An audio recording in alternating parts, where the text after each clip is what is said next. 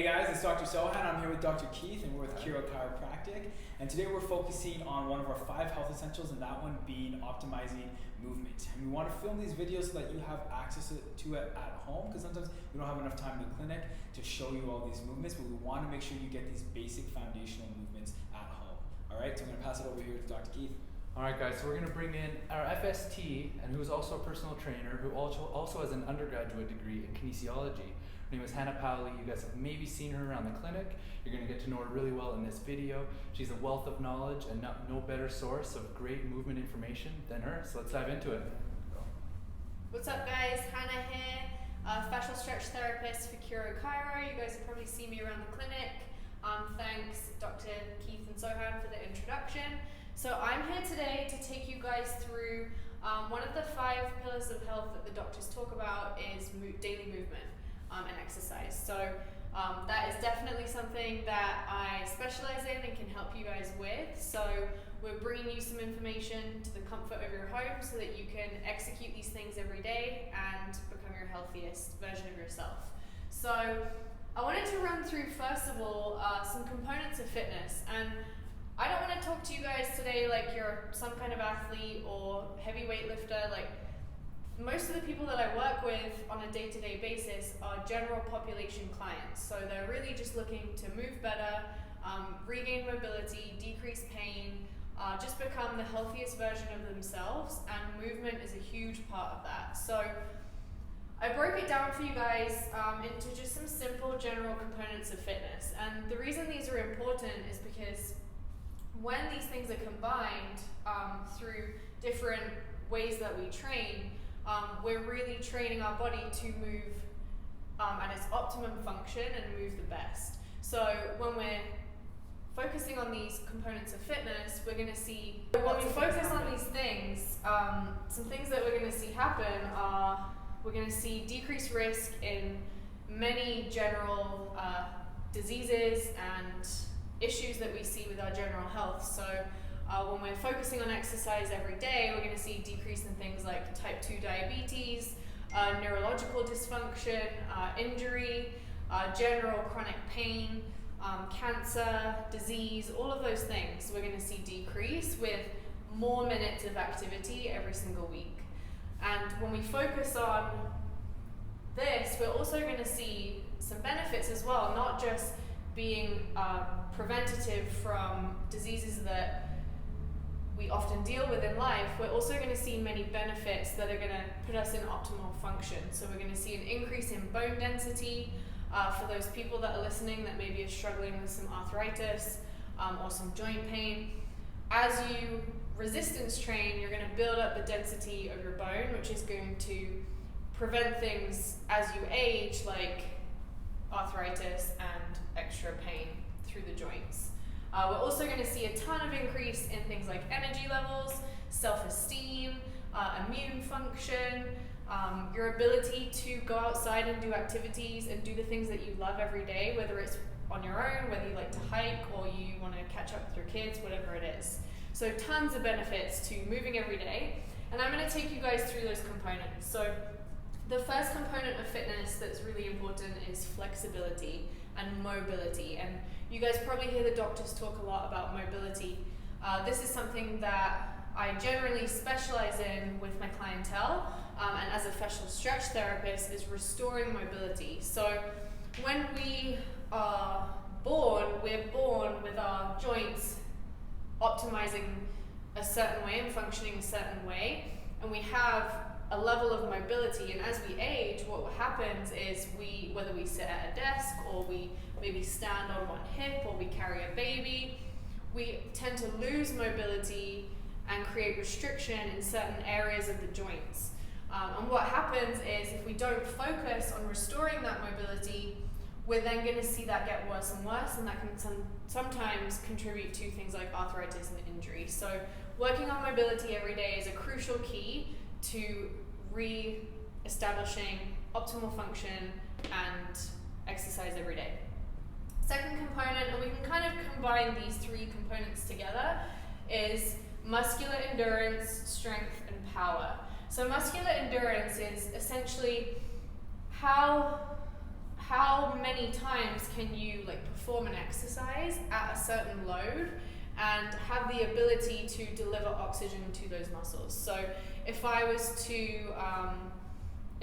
maybe go for a run, not only would I be working on my cardiovascular endurance, I'd also be working on my muscular endurance as well. And endurance can look like lots of things. We can also have muscular endurance in the sense of using our postural muscles properly. So the doctors always talk to you guys about ensuring that you're engaging your postural muscles, and lots of the exercises that you do are based on those things. That's another example of muscular endurance. So are my postural muscles engaged while I'm standing up? That contributes to muscular endurance. Second one is strength. So essentially, how strong are you? Can you go and pick something up off the floor, or can you move your house and carry a heavy box and rotate with that box? These are all applications of strength to our daily life and are really important as well.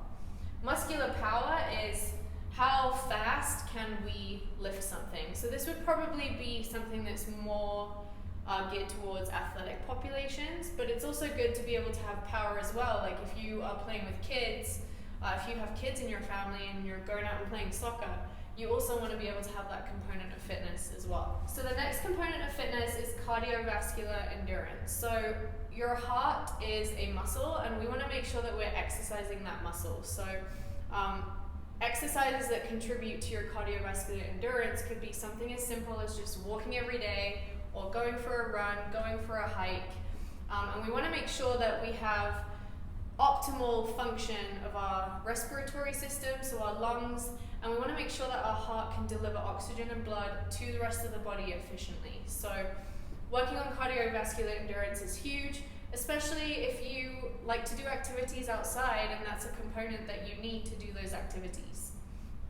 The last one that I wanted to touch on, guys, was body composition. So you may have heard of body composition before. Essentially what body composition is the ratio of your fat mass or your fat tissue to your fat-free mass or your fat-free tissue. So fat-free tissue would look like organs, tissue, like connective tissues, bones, muscles. And fat mass, obviously we want a certain amount of fat mass for healthy hormone function, and bodily function and organ function, especially as females.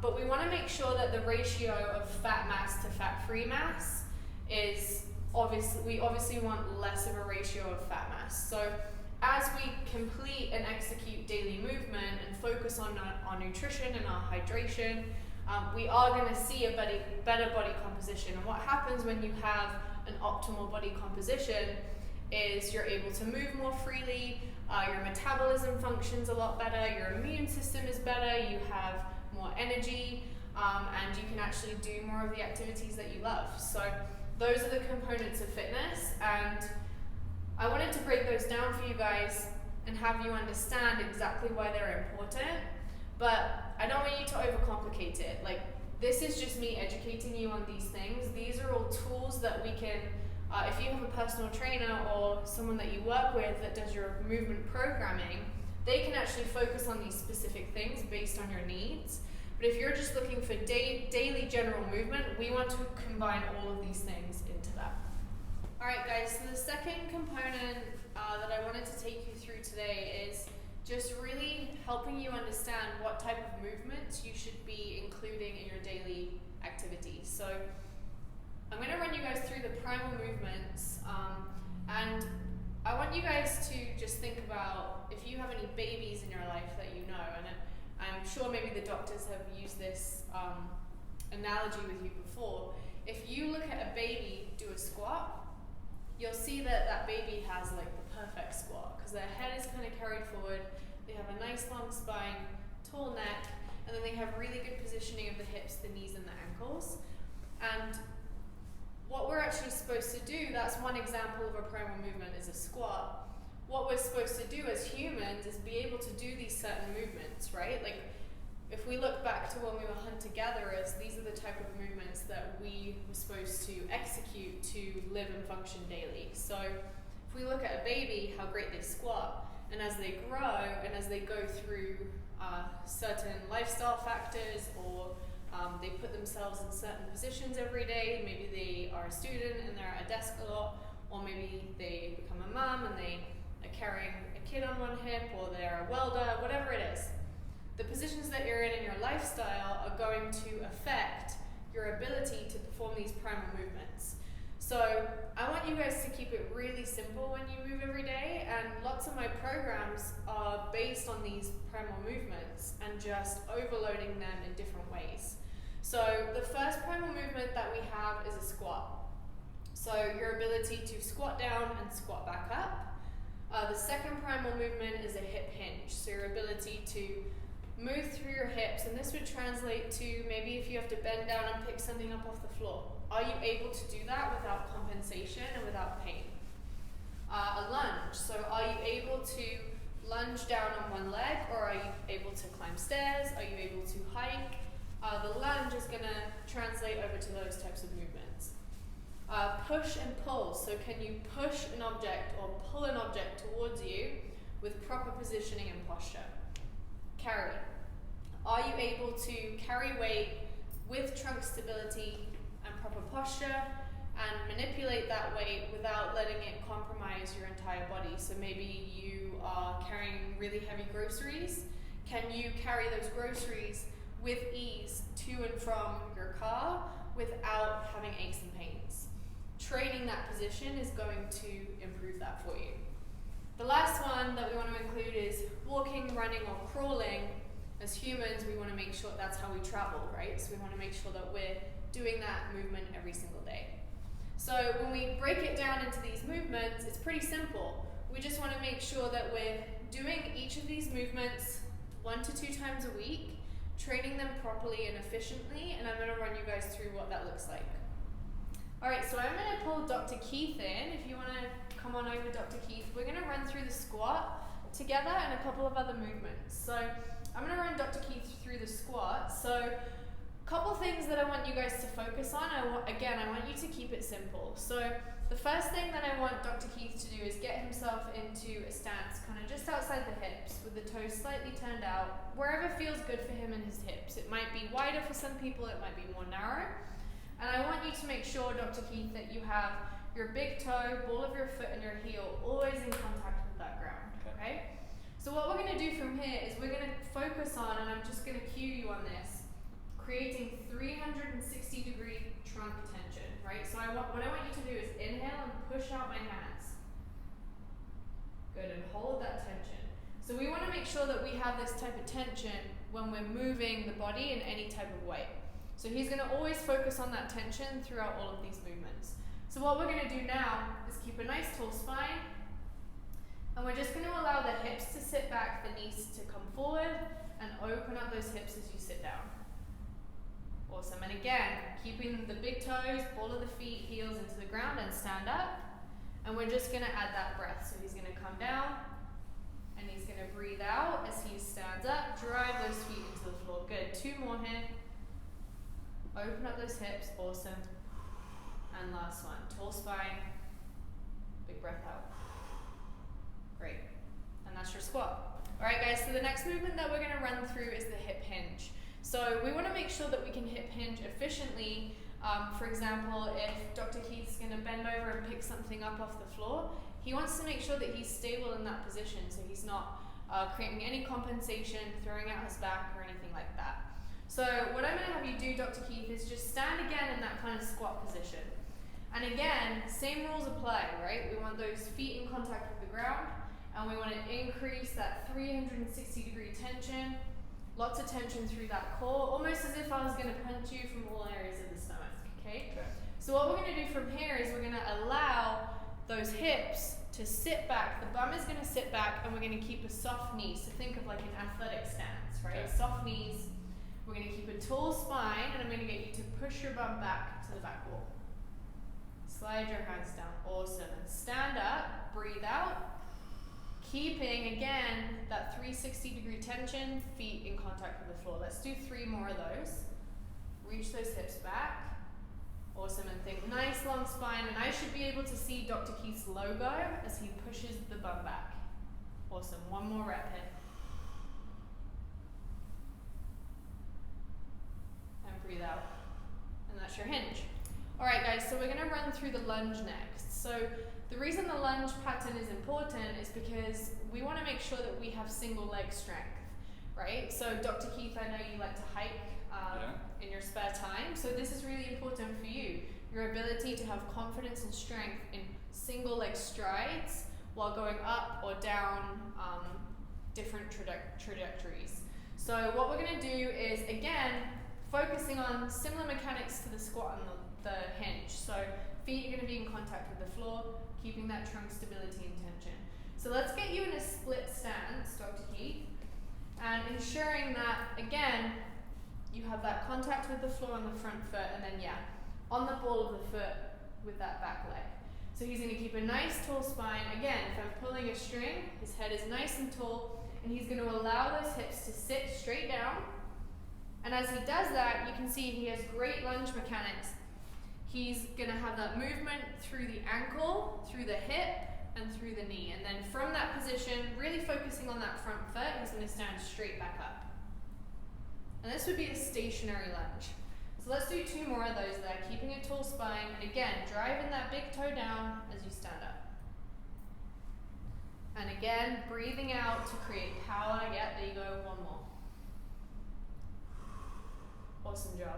Hey. So I now have Dr. Sohan demonstrating. The great thing about having both doctors demonstrate is they have different bodies, so we can show you examples of different types of bodies and structures so that you can understand the same rules apply to most people. So we're going to run through now with Dr. Sohan the push movement. So we're going to use a push-up, which is the most simple regression or the most common used push movement. And something, again, that's really important is including that trunk tension and stability. So before I get Dr. Sohan down in the push-up position, I'm going to have you, Dr. Sohan, find that kind of hip width stance. And I want you really focusing on creating that tension through the core. So if I was to kind of punch from all areas, he's creating that tension, and he's gonna think about like turning his hips outward, externally rotating, and he's gonna really like turn on those glutes.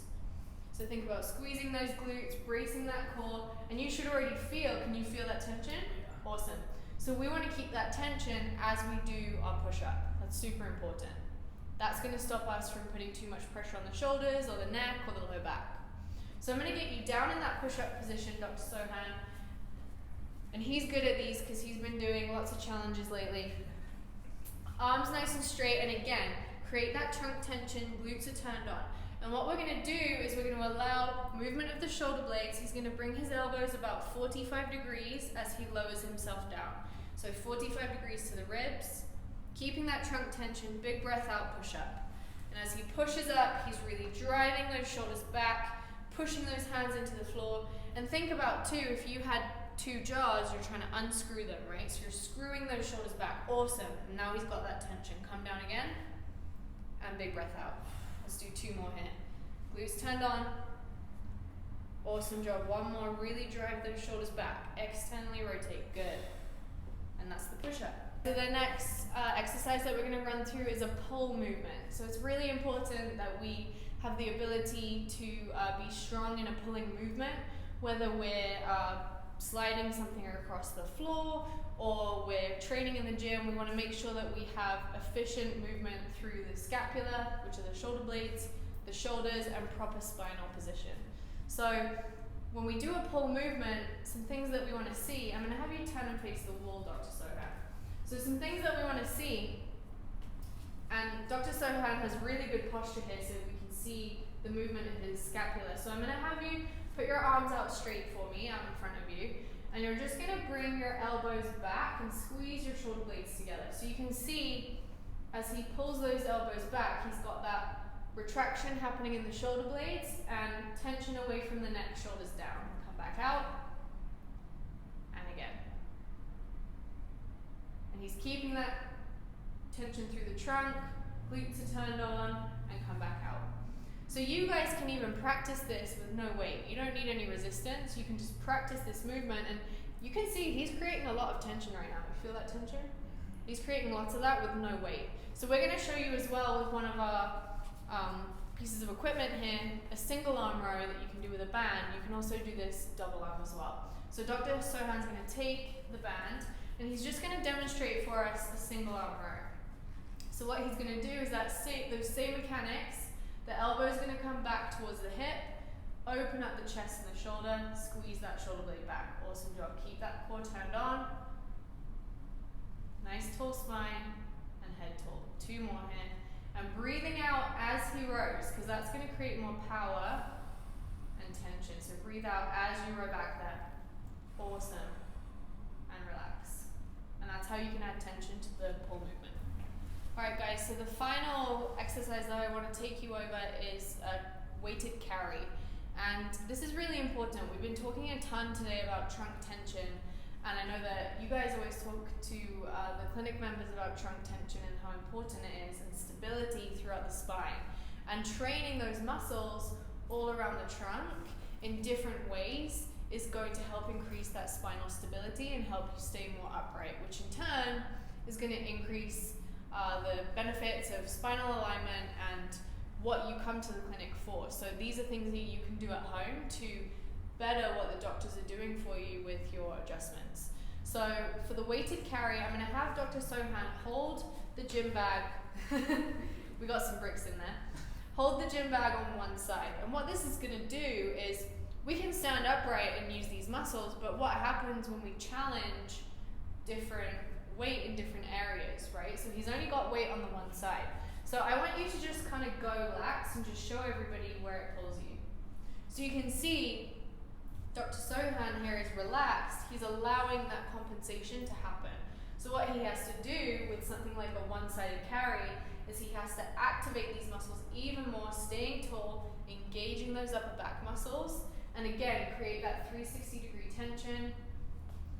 And then what we can do is we can just stand in these positions or we can walk in these positions. So if you turn around Dr. Sohan and just take a couple steps, he's challenged to hold his trunk in that position. Back, tall spine, and relax. So that's your weighted carry. So the very last exercise that we went over when I explained this before is the walking, running, and crawling, and the importance of that for our daily movement and function. And as humans, obviously that is our way of traveling. So that's very important to us. We want to make sure we're doing that every day. So some simple mechanics for if you're walking or running. Some crawl variations that we can do. We can do things like bird dogs, bear crawls, different types of crawls that challenge the core in that crawling position. But with all of these movements, the biggest thing that we want to see is a good relationship between the arm and the leg. So if we're running and if we're trying to create power and an efficient movement, we should see the opposites moving at the same time, right? So if, let's just say I was doing a high knee drill, I'm seeing that efficient movement, and again, you can see that stability is always coming from my trunk. So I'm traveling with the opposite limbs, but I'm still focusing on that stability through my trunk at all times.